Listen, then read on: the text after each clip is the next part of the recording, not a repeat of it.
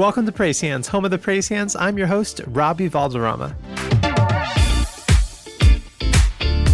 When I started Praise Hands 3 years ago, there was a massive need for greater awareness at the American intersection of church, race, music, and economics. For those who may not be familiar with my story, when I moved from the San Francisco Bay Area to Nashville, Tennessee, I moved from one of the least churched areas in the country to one of the most churched. But I also moved from one of the least racially segregated to one of the most racially segregated areas. And when I realized that Nashville was simply one example of a well-established correlation between Christianity and segregation, it made me sick to my stomach. I've always believed that the music of the church has the power to shape the message of the church. And in many ways, the segregated worship of the church was creating a segregated witness for the church. In other words, if the American church was desiring to have a multicultural witness and show the world that Jesus values people of all backgrounds, that would require multicultural worship. That got me thinking, what exactly is shaping the music of the church? Do you guys remember back in the day when people used to use the photo filters that were actually built into Instagram? I know everybody uses the Visco and the different things now, but one of the filters I would use from time to time was the Nashville filter.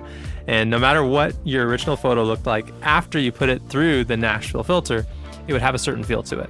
As I thought about the best way to see these changes happen in the music of the church, I realized that virtually all Christian industries, music, movies, education, denominations, and publishing, pass through the Nashville filter, exporting the culture in Nashville as the face of Christianity around the world.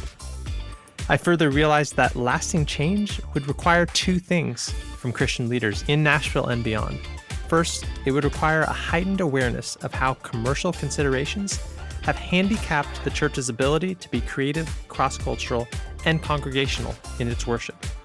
As an example of this, many churches are forced to appeal to the commercial tastes of those whose tithes are big enough to pay the bills. And given this country's history of race-based economic injustice, this inevitably skews the church's creativity towards middle to upper-class white cultural comforts. The second thing that I realized would be required was a Christian theology that showed us not merely social problems, but biblical solutions. Critical theory-based movements and critical theories related to critical race theory, CRT. These movements, such as Black Lives Matter, have been immensely, even seismically successful at pointing out inequalities that are experienced by minorities today and in promising liberation from those circumstances. However, Christian theology doesn't simply teach liberation from evil, but liberation to good. So as Christians, our job is not simply to critique evil, but to create good. And we do this all based on the truly good standard we have of our Creator God, who we see revealed in the Bible. So to educate myself and the church on this, I decided to start interviewing creative cross-cultural solutionists at the American intersection of church, race, music, and economics. The result was the Praise Hands podcast. Since launching in February of 2019, the show has received over 30,000 podcast downloads and listens, and the impact has been tremendous. Our written resources have reached thousands of people, and our team, including myself, have gotten to be a part of some of the exciting changes happening in the music of the church, including some of the projects I'll share about later on in this episode. As we celebrate 3 years of the Praise Hands podcast, let's talk through a few positive and negative changes we've seen in these 4 areas of church, race, music, and economics. Let's start with race. In 2020, just about a year after we started this show, many people started coming to new levels of awareness of the injustice that's been faced for centuries by our Black brothers and sisters here in America. The murder of George Floyd was really a watershed moment for our country, and it seemed to be the incident that gave a lot of hesitant pastors the license to directly confront issues of racial justice, even if they didn't endorse the Black Lives Matter movement directly. So over these next few minutes, I'm going to reference a decent amount of studies and some data. I've observed a lot, I've seen a lot, I've had a lot of conversations, but I want to really kind of combine that with some scientific data and studies that have been put out, just so we can get a really full picture of what's going on. So for better or for worse, a recent study from the publication Science Advances suggested that BLM essentially won the presidency for Joe Biden. The study stated that increases in perceptions of racial inequality significantly increase the probability of vote switching toward the Democratic candidate. And vote switching is where like a party voter from one party switches to the other party, which can make a really big difference. The study also suggested that, quote, attention to racial injustice also primed voters to rely more heavily on this issue when evaluating candidates. At the same time, 73% of Black Americans surveyed in 2020 felt politically powerless. And so far in the Biden presidency, other than appointing diverse judges to courts, there hasn't been much for Black Americans to be super excited about. In addition to the absence of the police reform BLM was advocating for, it's been well documented how lockdowns and other health-related mandates have had an exponentially negative effect on people of color in the U.S. On this note, a social manipulation tool that's been used throughout recent history and probably much earlier is called jamming, or in some cases it's called culture jamming. Essentially, how this technique's used is that certain characteristics are repeatedly and intentionally associated with a certain group so as to create a negative feeling towards that person or that group or that company. And this negative feeling can be used to instill fear, justify violence, and dehumanize so that that group can be politically marginalized or at least neutralized. From there, the manufactured animosity between different groups results in political energy or political capital, which can then be used for political gain by politicians. Whether it's people of Asian, African, or Hispanic descent, there are countless examples of this occurring towards people of color throughout American history up until the Trump administration and in present day. But because white people have always been the clear majority in America, there haven't been enough economic, cultural, or political reasons to be politically anti-white. However, given the demographic changes in the U.S., that day has clearly come. As an example, in 2017, the New York Times published an opinion piece entitled, "Can My Children Be Friends with White People?" in which a Black New York City law professor outlines his honest hesitations with mixed-race friendships for his child. And just 3 days ago, a virtual briefing entitled "God is on Our Side, White Christian Nationalism and the Capitol Insurrection" was hosted by a group called the Congressional Free Thought Caucus, which includes multiple Democratic House members. One of the participants in this briefing was the University of Oklahoma sociologist Samuel Perry. And Samuel Perry recently told the Washington Post, "As this group of Americans, whites who believe the country is for people like them, the more they feel marginalized in a corner and can lean into that, there is more potential for them to become more radical, more militant." In the same way that politicians jammed or conflated being Arab with being a terrorist following 9/11 to justify the Afghan war, the current efforts to brand white people as domestic terrorists could have similarly chilling implications. To be clear, I'm not condoning the 9/11 attacks or what happened on January 6, 2021. I just think that in order to love like Christ, I've got to be careful not to see people as data points before I see them as beloved human beings made in the image of God. All this to say, the racial, social, and political pressures giving us reasons to be suspect of one another are stronger than I've ever seen. And this creates a huge need for the church to step in and model what unity and diversity can look like. As George Weber once stated, when churches are divided along racial lines, the power of the gospel to overcome our human differences is denied. But when a congregation does, by its life together, truly overcome this disunity, it's an incredible witness to the miracle of the gospel. Moving on to our second category of church, it's pretty obvious that the biggest story over these past 3 years has been the drop in in-person attendance. And I wanted to share a few stats that confirm, I think, what a lot of us have observed just naturally. First, by September 2021, 98% of churches had returned to in-person worship services, according to Lifeway Research. Yet the same study found that the average pastor only saw 73% of their church members in person on Sunday mornings. In other words, more than a quarter of pre-COVID churchgoers are still missing. The largest church attendance drop is among young adults, according to the Institute for Family Studies. In 2019, 36% attended church at least once or twice a month.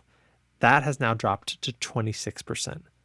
In addition to health-related concerns, I think another factor is that a lot of folks around my age that I talk to believe in the biblical precedent for, submitting to a local church and being a part of that congregation, but they don't know where they can go to find leadership that they can trust.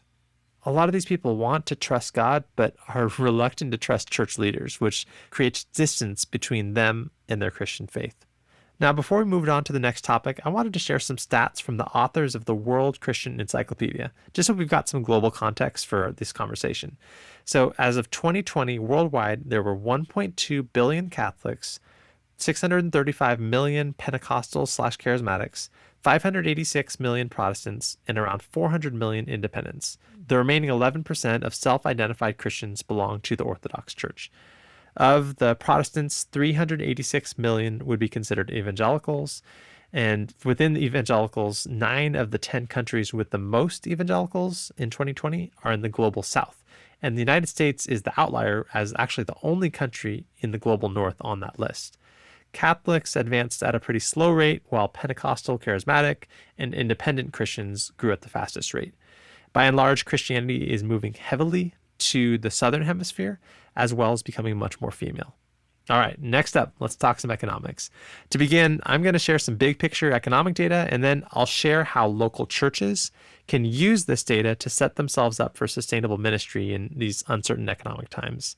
In the 12-month period between February 2021 and last month, February 2022, inflation in the United States went up by around 8 to 10%. This has put a huge burden on families who are already attempting to recover from the global health crisis. This includes a 38% jump in gasoline prices in that same period of time. And that doesn't even reflect the war in Ukraine. There are a lot of supply chain issues right now. Donald Trump sought to impose immigration restrictions and bans from certain countries. Biden did the same, but under the subtext of the global health crisis. Trump veered towards a protectionist economic policy that pitted China as the enemy. Biden has issued more drastic economic barriers, this time with Russia as the enemy in the context of the war in Ukraine. For the average business owner in the U.S., these types of protectionist economic policies, and just to define some terms, a globalist policy would be more free trade across nations. Protectionist would be protecting your borders, putting tariffs, putting taxes, putting more walls up between countries to try to protect your country's interests. So Donald Trump really pushed hard on the protectionist front.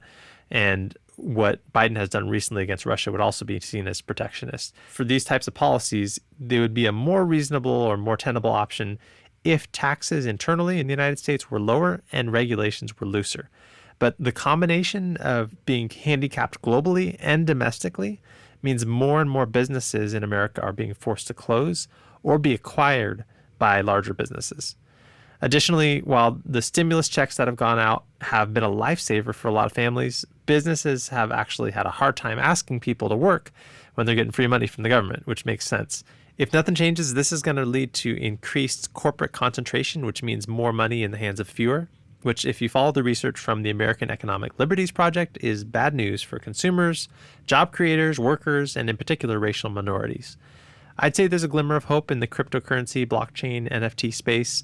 As Elon Musk said in Forbes magazine last fall, crypto is fundamentally aimed at reducing the power of centralized government.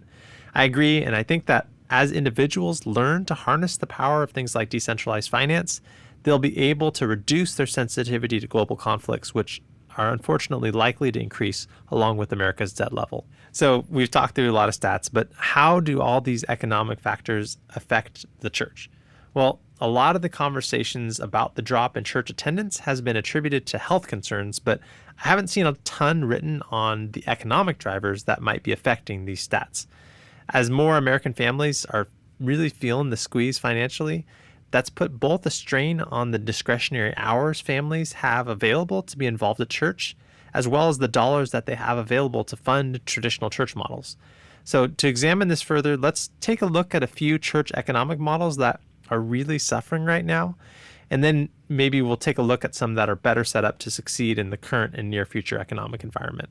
First, the ones that are having a hard time right now, as Mark DeMaz pointed out several times on this show, the economic engine for the traditional mid-sized tithe-based church has run out of gas. A 2020 CDF Capital survey showed that churches have lost an average of 29% of their tithe income since the global health crisis. And the ones hit the hardest were churches with an average weekly attendance of 200 to 499 people. These churches lost 39% of their tithe-based income. Just imagine if your business all of a sudden lost 40% of its income. You'd have to change things. Second type of church that's really struggling right now is the urban church in general. And it's seeing the cost of living drive its families out of town. Because of this trend, many urban churches are having to let go of staff, close their doors, or relocate their campuses to the suburbs, which also means that these urban areas are losing things like Christian schools as well as local benevolence. Third, another church model that's really going through a hard time right now is based on the aging church. And these might be individuals that are close to or well into retirement. The biggest financial supporters of many longstanding Christian churches and parachurches are having their fixed income retirement dreams absolutely crushed by inflation. Let's say they've got Social Security or a pension that's giving them, say $5,000 a month, just to use easy math. Well, if inflation is happening and more dollars are being printed and those dollars don't go as far, they've still got to eat. They've still got to, if they have a mortgage, pay their mortgage and these different things. So they're having to struggle to be able to even make ends meet. In some cases, get out of their home because the property tax is too expensive. So that's a struggle right now for these individuals. Once they pass away, that's going to even leave a bigger funding gap for a lot of these ministries. So let's talk through maybe some better news here. I think there are some church models, church economic models that are pretty promising moving forward. So one of them is the, quote, not a church ministry. And I know she'll give me a hard time for including her in this list, but Jackie the Educator and Black Christian Influencers is a perfect model of a for-profit company that's able to fellowship and disciple one another, along with having an income source that can sustain their operations. Another model that I can see working well in the future is online-only churches, because there's just such a small overhead that goes into it. VR Church, DJ Soto, who we interviewed on the podcast, is a great example of that. There's also pastors on Twitch that get paid through that, which interestingly, one of their sources of income is actually through Amazon. And so there's this interesting blend of actually corporations being a potential source of funding for local churches. Obviously, they need to be careful about competing interests and things like that. House churches, again, low expenses, not having to pay for a building, makes a lot of sense all over the world and is getting more popular in America as well. Mega churches is still a promising model, especially for those with online scalability. For medium-sized churches, if you're listening to this and saying, are we up a creek, nothing we can do? The good news is there is the option of starting a for-profit business or even a nonprofit business that generates additional non-tithe-based sources of income. And you're seeing more of those pop up in multicultural churches, in urban churches that are just trying to find a way to survive and to make it. And so that is more of a viable option moving forward than things that are strictly tithe-based. Okay, now the topic many of you have been patiently waiting for, music. As we discuss this topic, I think a pretty helpful place to start is looking at the songs that people are singing in church. For some context, back in the early days of the praise and worship movements, new songs were being written all the time. This is when people started transitioning from hymn books to the Vineyard movement, these different things. Well, the problem was that there was no easy way to compensate songwriters for the performances of these songs, and lawsuits started happening. CCLI, which stands for Christian Copyright Licensing International, is the organization that was created to fill this gap. And every so often, CCLI publishes a list of the songs that are being sung around the globe. As a means to measure diversity in the music of the church, I wanted to talk us through not the performers, but the actual songwriters of the songs we sing in church, as measured by the CCLI charts. The reason I'm not concerned as much with the performers is because in the world of Christian music, two of the biggest ways you can build a career are by having your songs hit Christian radio, aka K-Love, or by having your song sung in churches, aka CCLI. Many people don't realize this, but the person who actually sings the song on the original recording that you're familiar with hearing on the radio or whatnot won't necessarily be getting paid when you hear that song or when it's sung in church. However, the songwriter will. And this matters because whoever gets paid will be more likely to create more music and shape the sound and theology of the church moving forward. As of 2015, 34% of the global church would be considered non-Hispanic white. To say it differently, 66% of the global church would be considered people of color. However, when you track the songs being sung globally via CCLI, a drastically different picture emerges. Based on 3 data sets between 2018 and 2021, people of color wrote about 3% worth of the top Christian songs sung around the globe. That means that despite non-Hispanic white people being 34% of the global church, they make up 97% of the songwriters who are generating revenue from worship music around the world, as well as influencing the culture of worship music globally. While this data is certainly concerning, there are some signs that things might be moving in a more positive direction. Multitracks.com is a website where worship leaders can pay to download the original song recordings to play along with that church, but without the lead vocals. You can think of it as like a fancy karaoke track. Before a song shows up on the CCLI charts, it will typically show up as a top song on Multitracks.com first. If you look today, March 20th, 2022, 12.2% of the songwriters from the current top 10 songs are identifiable as people of color. I would attribute this trend to the rise of Maverick City Music, as well as to worship music publishers such as Integrity Music, who are realizing that diversity in music is becoming more and not less marketable. Citing research from Gordon Conwell, 16% of Christians worldwide speak Spanish, 10% speak English, and 8% speak Portuguese. So you're seeing more and more Christian acts and labels recognize the need to translate their music from English into other languages. In addition to increased racial diversity, when I look at these 10 songs, 3 trends stand out to me. 7 of the 10 songs were not released through a major Christian label. This shows that it's now possible, not necessarily easy, but at least possible for churches and worship leaders to bypass the traditional gatekeepers of Christian music. On the flip side, an artist who got the attention of a more typical Christian gatekeeper is TikTok influencer Katie Nicole. As far as I know, she's the first worship leader to primarily use TikTok to find commercial success in the worship world. After the chorus of her song, In Jesus' Name, blew up on TikTok, she got together with some Nashville songwriters and wrote the rest of the song. Thirdly, choirs are back.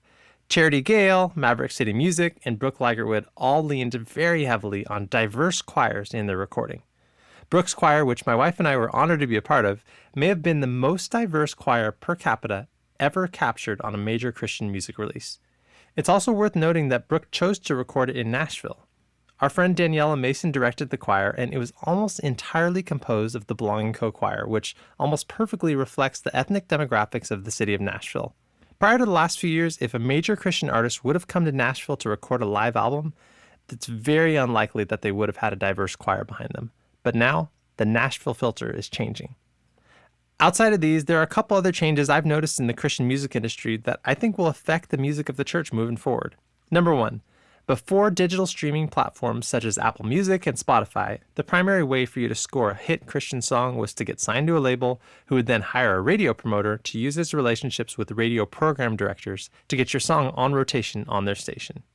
But now in 2022, alongside radio program directors are editorial playlist curators for different streaming platforms like Spotify and Apple Music. These guys decide whether a song will be a hit or not, which brings me to the reason I brought this all up. Currently, the playlist curator at Spotify, who controls the Christian and gospel playlists, is looking for diverse voices to showcase that will appeal not simply to white American tastes, but to listeners around the globe. I don't know if this person is a Christian, but regardless, their curation is causing the music of the church to better reflect the demographics of the global church, which I find really encouraging. Number 2, my family and I live in the Nashville area, and I want to point out something I've observed, which I think is relevant to this American intersection of church, race, music, and economics. In past years, when someone in the Christian music industry talked about Nashville, you knew they probably meant Franklin, which is 20 minutes south of Nashville. Until recently, most Christian songs were written in the corridor between Nashville and Franklin. Now, what I'm noticing as someone who lives in this area is that more and more activity is happening between the suburban areas between Franklin and Columbia, the latter of which is 50 minutes south of Nashville. So things are moving south away from the city center and more towards the suburban rural areas. In addition to Christian music labels who have been in the Franklin area, household names like Bethel Music, Hillsong Worship, and K-Love Radio are also establishing a stronger presence in this region. Why do I bring this up? Well, earlier I briefly mentioned that the cost of cities are driving families out of urban cores. As these families attempt to find towns where they don't have to work multiple jobs to make ends meet for their families, they also tend to leave more racially diverse areas and land in predominantly white areas. Prior to this trend, city-centric biblical themes such as economic justice, ethnic harmony, and caring for the poor were already largely absent from much of today's top worship music. As this Christian rural migration continues, it will take intentionality for American worship songwriters to continue to write songs that address the needs of multicultural city dwellers. Despite this, we're seeing more cross-cultural collaboration in the church. You've got Danny Goki collabing with Evan Kraft, you've got Chandler Moore from Maverick City Music and Cody Carnes writing and then leading Firm Foundation together. You've got Elevation Worship featuring Hansel Barrientos, The Belonging Co. featuring Chantrice Laura, and Hillsong Worship featuring Makisha Rose, who's part of the inner city Aboriginal community of Sydney. So we're seeing progress. My hope is that as the music of the church better reflects the people of the church, we will see more Christians finding places of belonging, and that this will have a ripple effect to those outside the church. So to quickly condense 3 years and 4 topics down to a few sentences, church attendance is down due to health concerns, leadership failures, and economic drivers. Awareness of racial inequality has grown, but many systemic realities remain unchanged. Economically, families and business owners are finding it hard to keep up with rising inflation, and geopolitical and fiscal concerns abound for the USA. Musically, the worship of the church appears to be heading in the right direction, which I believe will lead to more authentic and attractive local church communities. As Ray Hughes says, if we can change the way the church sees worship, we can change the way the world sees God. Let it be so. To be perfectly honest, I don't know what's next for this show. In some ways, it feels like it's filled the educational role it's needed to fill. At the same time, I could easily see our team kicking it back up again. I'm holding it open-handedly at the moment, and I'd appreciate your prayers for wisdom moving forward. In the meantime, I did want to tell you about 3 exciting things. First, last year, I had the absolute honor of spending an hour or 2 with the man who is possibly Christianity's most seasoned and respected voice on racial reconciliation, Dr. John Perkins. We chatted about his story, his faith, and his vision for the future. If you head on over to praisehands.com and join our email list, you will receive a link to our exclusive interview with him. Second, I wanted to let you know that we are still accepting donations through our website, which again is praisehands.com. For now, the funds raised, in addition to covering the basic expenses of keeping this organization active and this podcast hosted, are currently going towards supporting more diverse expressions of worship music. We'd be honored to have your continued support. And this leads me to the thing I'm most excited to share with you. In addition to some health concerns my family and I were walking through last fall, the reason Season 6 ended so abruptly is that my wife and I and a diverse group of friends had the opportunity to host a live worship recording where we sang a handful of multilingual original songs on themes of unity, belonging, and encounter with Jesus. Many people don't realize this, but 2 of the primary sounds that shaped the sound of Nashville were that of Irish refugees and African slaves. As the years went by, the fusion of their 2 sounds that resulted in bluegrass and the American folk music as we know it today in many ways happened in spite of the church rather than because of it. As we prepared for this live worship recording, I wrote a piece of music that reimagined what it would look like if the church was the place that led the charge with showing the world what true harmony looks and sounds like. To learn more, you can visit briajean.com. It's BRIAJEAN.com. To each of our guests, I have been blown away by your wisdom, generosity, innovation, brilliance, and heart to serve. Thank you for sharing so freely with me and our listeners. To my wife, Bria, thank you for your unflinching support at every step of this journey. The sacrifices you've made and the grace you've shown me are things no one but me will ever fully be able to appreciate, and I couldn't be more thankful for your love and support. I love you so much.